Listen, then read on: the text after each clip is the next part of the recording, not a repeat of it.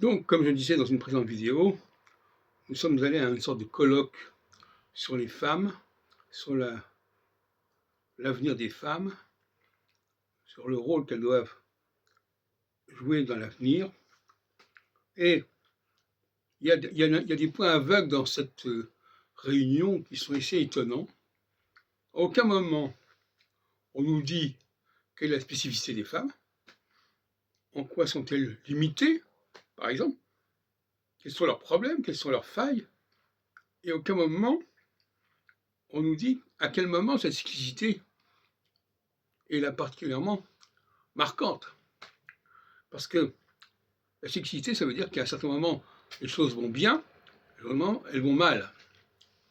Alors, si on ne tient compte ni de la cyclicité, ni de la sensorialité, c'est-à-dire ni dans quel terrain les femmes sont performantes, et on se contente de parler dans l'absolu d'une égalité, voilà, il faut une égalité dans le temps et dans l'espace, c'est dérisoire.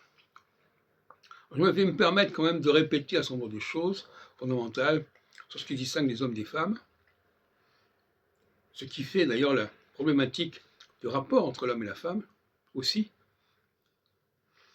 La femme est possessive, au sens de il y a des choses qui sont à elle, qui lui appartiennent. Et quand elles ont un partenaire, celui-là partenaire leur appartient. C'est leur terrain d'étude, leur terrain de chasse. Donc les femmes sont spécialisées dans l'étude d'une certaine personne. C'est très concret. Elles sont pas capables de comprendre un système, de comprendre une constitution, de comprendre un mécanisme, de comprendre un dispositif, mais par contre, elles vont essayer de se plonger dans la personnalité de telle et telle personne, homme ou femme d'ailleurs. Alors donc, finalement, être avec une femme, c'est devenir un objet d'étude. Son objet d'étude, là où elle s'y connaît. Sa spécialité, c'est son partenaire.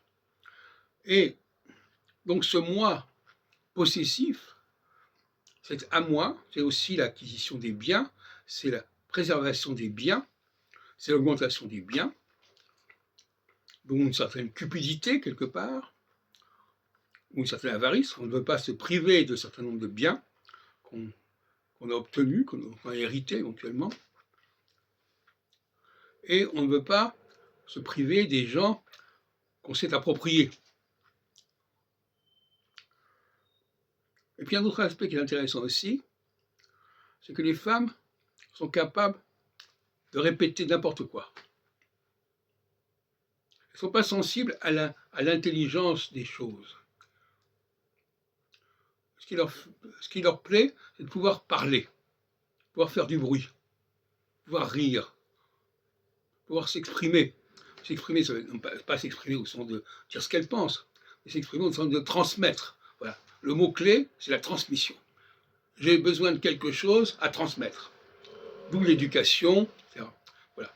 Donc elles sont des machines à transmettre des informations dont elles ne sont pas maîtresses. Et donc finalement, ce qu'elles transmettent est secondaire. Mais en même temps, voilà, elles sont tellement attachées à cette transmission qu'elles ne veulent pas en changer. Parce que c'est leur transmission, c'est leur rôle, c'est ce dont elles s'occupent. Voilà, très bien. C'est pour ça que elles attachent tellement d'importance à l'éducation. Elles pensent que l'éducation, c'est tout, c'est les soins. Du moment qu'on éduque les gens à répéter certaines choses, qu'on les dresse à répéter certaines choses, tout va bien. Tout peut être sauvé.